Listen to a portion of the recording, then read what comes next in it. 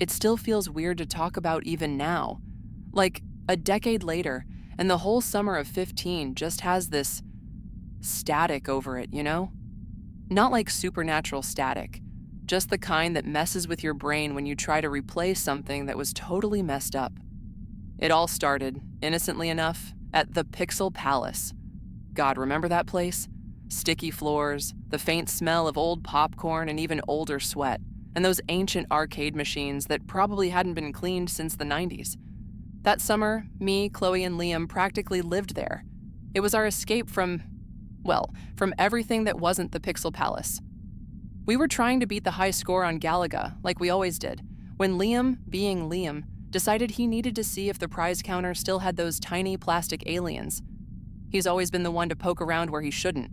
So he's over by the dusty, forgotten corner, near the busted Ms. Pac-Man machine, and he lets out this weird grunt.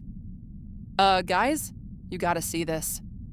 Chloe and I ambled over, expecting him to point out a rogue cockroach or something equally thrilling. Instead, he was crouched down, practically nose to screen with the Ms. Pac-Man cabinet. "Look," he whispered, pointing a finger. And that's when we saw it, tucked right into the seam where the cabinet met the wall, almost perfectly camouflaged by years of grime and poor lighting, was this tiny, almost imperceptible lens. Just a little black dot, glinting. It was unsettling, like someone was watching. But who, and why the arcade? We poked at it, gently at first, then a bit more aggressively. It was clearly fixed in place. Liam, ever the tech whiz, pulled out his phone. "Hold on," he muttered. "This looks like an IP camera. Could it be live?" He spent the next 5 minutes, hunched over, tapping away. Chloe and I just stood there, feeling this weird mix of curiosity and unease. The Pixel Palace wasn't exactly known for its high-tech surveillance. Then Liam's eyes went wide. "Oh, my God, it is live, and it's streaming." He held up his phone, and there on the screen was a blurry, slightly off-kilter view of the prize counter. You could see Mr. Henderson, the owner, scratching his ear, totally oblivious. That was the first domino. We were intrigued, sure, but also a little freaked out. Who would set up a camera in the arcade, and why? Liam, being the most daring of us, started trying to trace the signal, using some sketchy apps he swore were totally legal. It took him a couple of days and a lot of late nights, but he finally cracked it. The signal wasn't just going to some random server, it was bouncing off a few different IPs, and then it hit us. Those IPs were local, within our town. The next week was like living in a weird, low-budget spy movie. We started finding more cameras, not just in the arcade. One was hidden in a birdhouse at the edge of the town square, pointing directly at the gazebo. Another was in the decorative shrubbery outside the public library, angled towards the front door. We even found one tucked into the overgrown vines on the wall of the old abandoned mill down by the creek. That one was pointed at the back entrance of the town hall. Each one was perfectly camouflaged, almost invisible unless you knew exactly what you were looking for. And they were all active, all live streaming. We were totally in over our heads, but we couldn't stop. It was like a puzzle, and we were the only ones who knew the pieces existed. We'd sneak around after dark, checking the feeds on Liam's tablet, whispering theories in his garage. And that's when things got really heavy. The feeds weren't always clear, but we started seeing patterns. Fragments of conversations, glimpses of faces, always the same few people. Mr. Davies, the mayor, looking shifty as he met with Ms. Albright, the head of the Historical Society, by the gazebo, their voices too low to make out. Old Mr. Finch, the librarian who was usually a sweet, quiet man, having hushed intense arguments with someone we couldn't see, just outside the library's back door. And then, the mill camera. That one was the worst. We saw a lot of comings and goings, mostly late at night. Sometimes it was Mayor Davies, sometimes Ms. Albright, sometimes even Officer Miller, who we all thought was just a regular, slightly overweight cop. They weren't doing anything overtly illegal on camera, at least not that we could tell. But it was the tension in their body language, the way they'd glance around nervously, the hushed tones. It all screamed secret. We started piecing together bits and pieces from the muffled audio, mentions of the old land, the rezoning, the settlement. It was like listening to a play, but we only had half the script. Then came the night we saw it on the mill camera.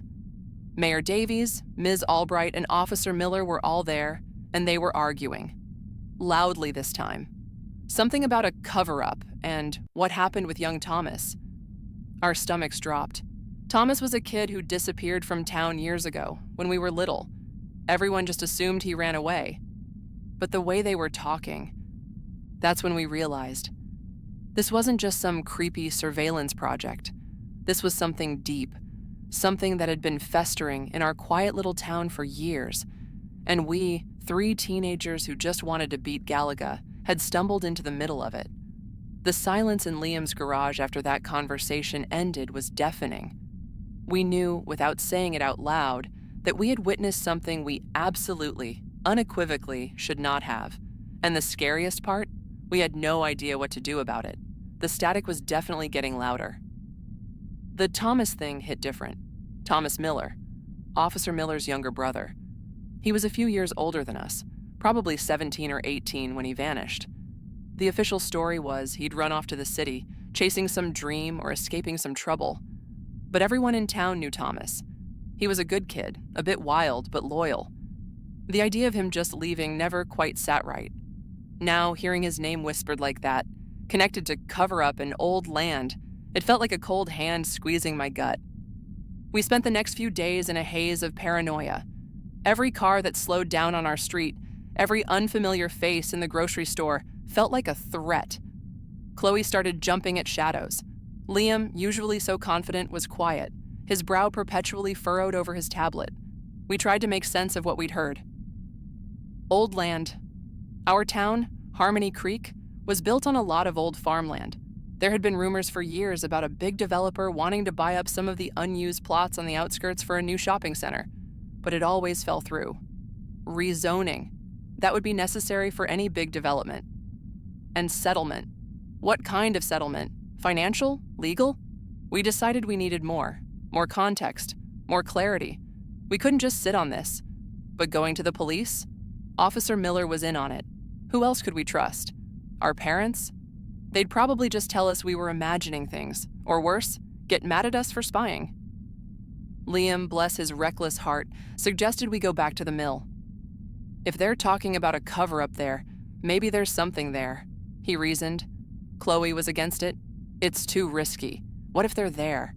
What if they see us?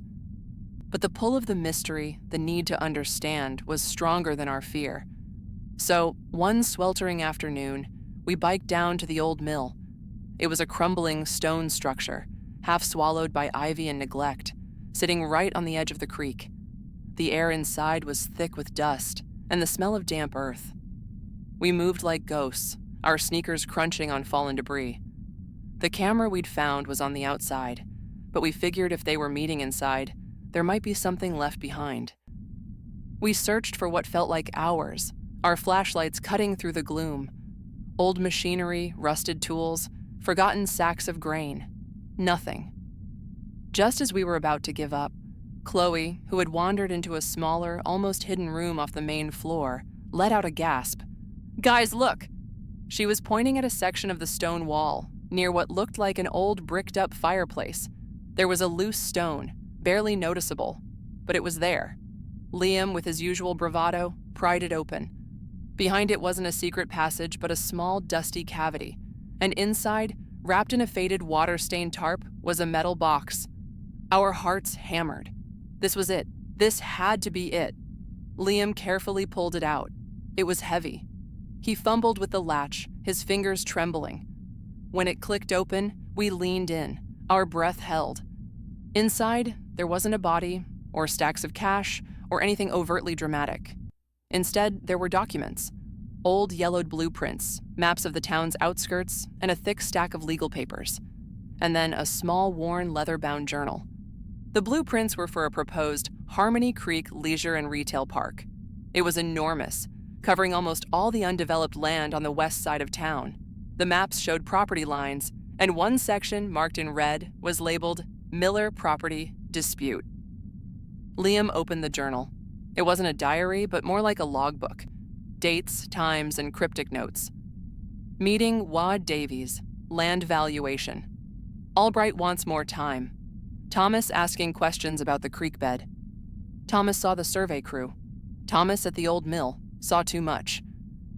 The last entry, dated the day Thomas disappeared, was chillingly brief.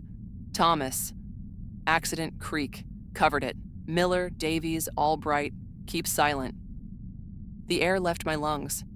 An accident, covered it. Thomas hadn't run away, he'd died. And these prominent members of our community, people we'd seen at town picnics and holiday parades, had hidden it. The old land wasn't just about rezoning. It was about a death, a secret buried under layers of official lies and small-town silence. We stumbled out of the mill, the journal clutched in Liam's hand, the afternoon sun suddenly feeling too bright, too innocent. The world outside felt wrong, tainted by what we'd just discovered. We biked back to Liam's house in silence, the weight of the secret pressing down on us. Back in his garage, the familiar glow of the arcade machine on his tablet seemed mocking. We sat there, the journal open on the workbench, its contents screaming at us. "What do we do?" Chloe finally whispered, her voice barely audible. Liam, usually the one with a plan, looked utterly lost. We can't just ignore this. But who do we tell? Officer Miller is involved. Mayor Davies, Ms. Albright, they run this town. The fear was real now, a cold, creeping dread that settled deep in our bones. We weren't just curious kids anymore. We were witnesses. And the people we were witnessing against were powerful. We spent the rest of that day and the next, and the one after that, debating. Liam wanted to leak the journal anonymously online. Chloe was terrified, convinced they'd trace it back to us. I just wanted it all to go away, to rewind time to when the biggest mystery was how to get enough tickets for that giant rubber snake. The psychological toll was immense. We stopped going to the arcade. We avoided the town square. Every time we saw one of them, Mayor Davies at the grocery store, Ms. Albright at the library, our hearts would pound. We felt like targets, even though we knew, logically, they had no idea we knew. But secrets have a way of making you feel exposed. Eventually, Liam came up with a compromise. He wouldn't leak the whole journal. Instead, he'd meticulously transcribe the most damning entries, cross-referencing them with public records he found online, old newspaper articles about the proposed development, zoning meeting minutes from years ago, even a small, almost forgotten police report about Thomas Miller's disappearance, which basically just stated, "No foul play suspected." He compiled it all into a single, anonymous document. Then, late one night, we drove to the next town over, a place far enough away that we wouldn't be recognized. Liam, wearing a hoodie pulled low, slipped into a 24-hour print shop and made a single copy. Then he mailed it. Not to the local police, or even the state police. He mailed it to a regional investigative newspaper, one known for its hard-hitting journalism and its willingness to dig into small-town corruption. It felt like the safest, yet most impactful option. The waiting was agonizing. Weeks passed. The summer started to wind down. We went back to school, trying to pretend everything was normal. But it wasn't. Our friendship, once so carefree, was now bound by this heavy secret. We'd exchange glances in the hallway, a silent acknowledgement of the burden we carried. Then, one Tuesday morning, it happened. The newspaper. It hit the stands with a front-page headline, "Harmony Creek's Buried Secret, the Thomas Miller Case and Allegations of Cover-Up." The article detailed everything. The proposed land deal, the suspicious timing of Thomas's disappearance, the names of Mayor Davies, Ms. Albright, and Officer Miller, and excerpts from an anonymous source's journal. Our town exploded. It was all anyone talked about. Mayor Davies held a press conference denying everything, but his face was pale, his eyes darting. Ms. Albright resigned from the Historical Society, citing personal reasons. Officer Miller was put on administrative leave, pending an investigation. The state police opened a new inquiry into Thomas Miller's death. We watched it all unfold from a distance, a strange mix of relief and terror. We had done it. We had exposed the truth. But the town felt different. The innocence was gone. The quiet streets now felt like they were humming with unspoken accusations, with the echoes of a long-buried wrong. The full truth about Thomas eventually came out. He hadn't run away. He'd stumbled upon Mayor Davies and Ms. Albright meeting with a developer at the mill, discussing illegal shortcuts to push through the land deal. Thomas, being curious and a bit nosy, had followed them, overheard too much, and then, in a panic, tried to run. He'd slipped, fallen into the deep, rocky part of the creek, and drowned. Officer Miller, his own brother, had been called to the scene first, and instead of reporting it properly, had been coerced by Davies and Albright into fabricating the runaway story to protect the land deal and their reputations. It was a tragic accident, twisted into a conspiracy by fear and greed. None of them went to jail for murder, because it was ruled an accidental death, but they were charged with obstruction of justice, conspiracy, and abuse of power.